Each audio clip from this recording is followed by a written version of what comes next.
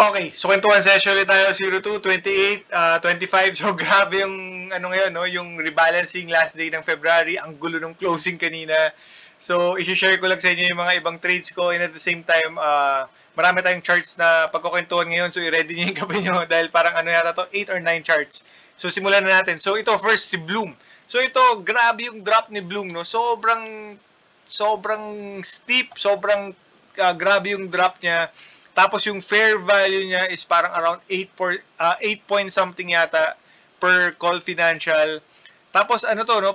So yung feel ni Bloom for me personally parang si LTG nung nasa 17, 'di ba? If maalala nyo, nag-drop yun na hanggang parang 8 yata or 9 dahil lumalabas si UBS. So parang same thing din, no? Si Bloom ganoon, may lumalabas.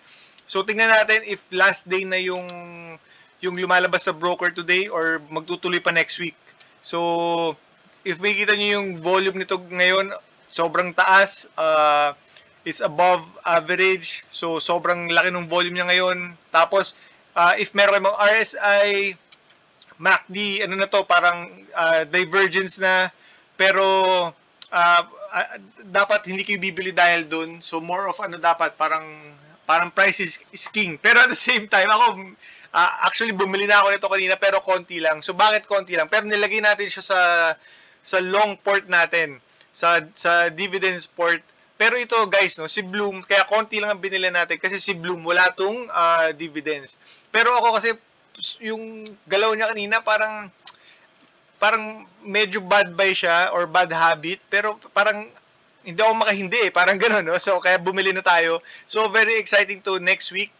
Malalaman natin kung tapos na ba yung nagsisell off na broker or magtutuloy pa.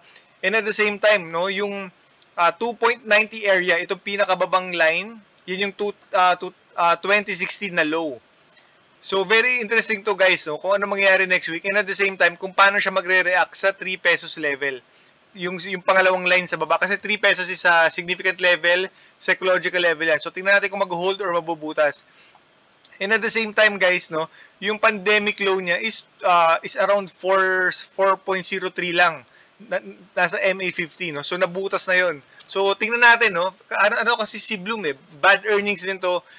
So very interesting to, pero sa mga third quarter po or fourth quarter, if kaya niya i-reverse yung earnings niya or if gagayahin ba niya si Plus, no, na magkakaroon din siya ng online. So tingnan natin, no. So si ano naman to, si Boss EKR. So tingnan natin kung magagawa niya ng paraan.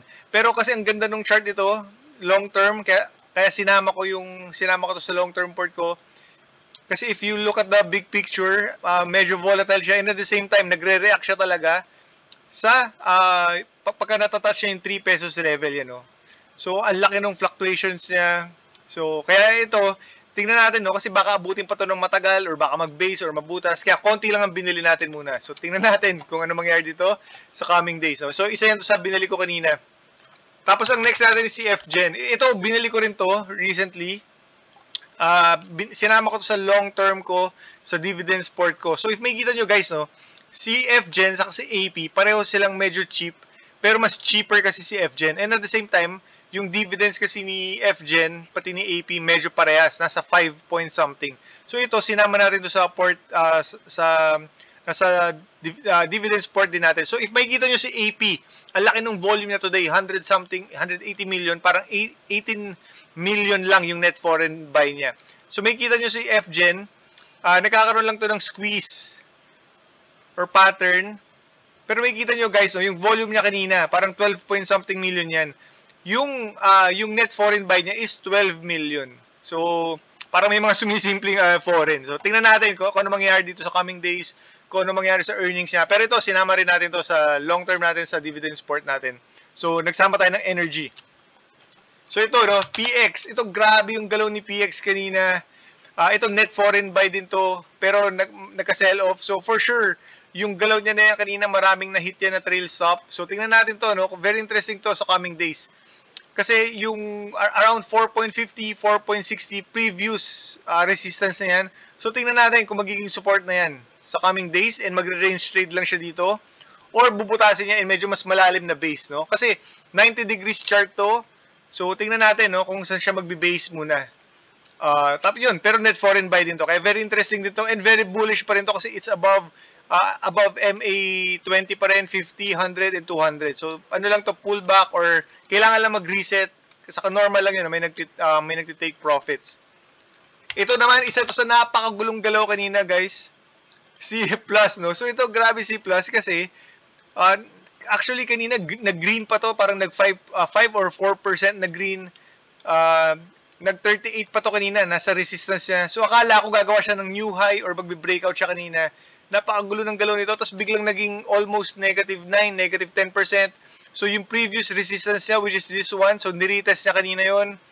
Tapos ito guys, no, ang laki ng volume nito pero kalahati niyan is net foreign buy. So sobrang laki ng net foreign buy nito. Pero yung candle niya actually medyo bearish to. So if pinanood nyo sa close to, ang daming at first ang daming unserved bids. Nung natapos siya, sobrang daming unserved ask. So may lumalabas talaga. So very interesting to, no, sa coming days. So tingnan natin if mag-ukay ito ng medyo mas malalim. So preferably under siguro mag-MA50 siya, mas okay. Or, if talaga malakas siya, diba, magre-range trade lang siya dito, magbe-base. Gagawin niyang support yung previous resistance niya. And, continuation move, no? So, very interesting dito si Plus, no? Sa coming days. Tapos ito, guys, no? RCR, guys. So, ito, if maalala ninyo, yung rebalancing last year, yung rebalancing 2 years ago, na hindi ko makakalimutan yun dahil yung daughter ko pinanganak nung nag-rebalancing nung time na yun. So nung 2 years ago pinitik to. Nung nag-rebalancing sobrang taas ng close ito. So pag rebalancing kasi parang kahit deleted ka or na-add ka. So minsan may mga wild card na nangyayari. So si RCR, 'di ba? Parang ganoon. Parang 2 years ago, 3 years ago medyo wild card siya. Parang yung mga REITs ang mga pinitik noon, para may nag 10%, may nag 15% si MREIT yata. Anyway, so for RCR, sobrang ganda ng chart nito ngayon. If makikita niyo guys si RCR, yung chart nito is medyo hawig sa chart ni LTG.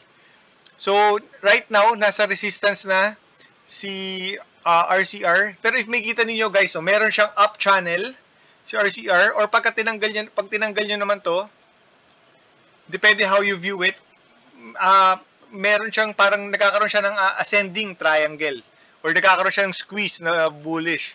So tingnan natin to, no, kasi tingnan niyo yung low niya. Yung low niya is pataas ng pataas. Tapos nagkakaroon siya ng squeeze. So tingnan natin if kaya na niya butasin yan sa coming days, yung 6.20 area, kasi nasa resistance na siya. Pero very bullish yung chart niya, ang ganda. Actually, yung mga REITs ngayon, medyo malaki yung dividends, tapos medyo bullish din yung chart. If makikita niyo si MREIT, ito naman, bullish yung chart, pero mas maganda kay RCR ng konti. Pero okay na rin yung chart nito. If makikita niyo, merong nagkakaroon tayo ng squeeze for possible bullish move later on. So, yun. Ang lamang lang ni MREIT kay RCR, si RCR, yung first quarter dividends niya, nabigay na niya. Si MREIT, hindi pa siya nagde-declare. So, if ever nabibili kayo ng MREIT, may chance pa kayong makuha yung full year na dividends niya. Unlike your RCR kasi tapos na yung first quarter niya or yung pinakaunang dividends niya. So, yun lang yung lamang ni talaga, no, ni MREIT. Tapos yung next natin is si PNB. Ito guys, no, si PNB sobrang all-time high siya at the high. Tapos nag-declare ng dividends kanina. Ang laki ng dividends ito, almost 8.50 sa close kanina. So ang ganda ng galaw ni PNB. If makikita nyo, breakout, tapos nag-base, breakout, tapos ngayon nagbe-base ulit. So tingnan natin, no, kung magtutuloy-tuloy lang yung galaw na yan. So parang ano na siya, may kita niyo guys, oh. Parang ano na siya, stairs going to heaven, 'di ba? So very bullish yung chart nito. Tapos at the same time, sobrang tagal nitong hindi yata nag-declare ng dividends, o parang ngayon lang ulit, 'di ba? So yung huli niya, 2021 pa. Tapos ngayon lang ulit. So ang laki nung dineclare niya, no? So very exciting to. Congrats sa holders. Tapos, ito, meron din ako, yung next, LTG. So, hopefully, ito si LTG, kasi kailangan, anytime now magde-declare na to. So hopefully malaki yung dividend si LTG. Sana may special, no? Kasi si PNB is under kay LTG. Tapos si LTG kasi maganda yung, kahit pa paano maganda yung earnings niya. May kita niyo yung annual niya, it's up ng 13.21. So tingnan natin no, kung meron siyang pa-dividends na extra na medyo mas malaki ng konti. Ito yung sinasabi ko pala kanina guys, no?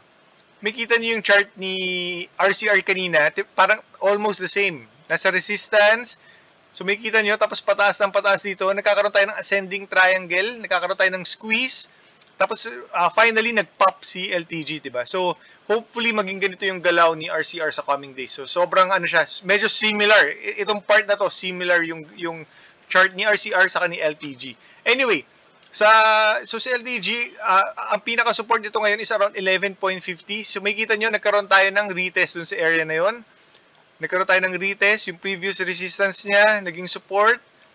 Tapos up siya ngayon for today, diba, rebalancing. So hopefully, may kita natin sa coming days, no? Magko-console lang dito for a possible continuation move. Dahil nga medyo magandang earnings ni LTG, malaki yung dividends, tapos PNB. So, yun, no? Very exciting to, guys, sa coming days. Anyway, so that's our kwentuhan session for today, no? So, medyo iba yung style natin ngayon, medyo magulo. Sa kung ano lang may isip natin, yun lang yung kinikwento natin. So, hopefully, nagustuhan nyo, guys. Kung trip nyo yung ganitong kwentuhan session, no? So, hit the like button. Yun lang, guys. Bye!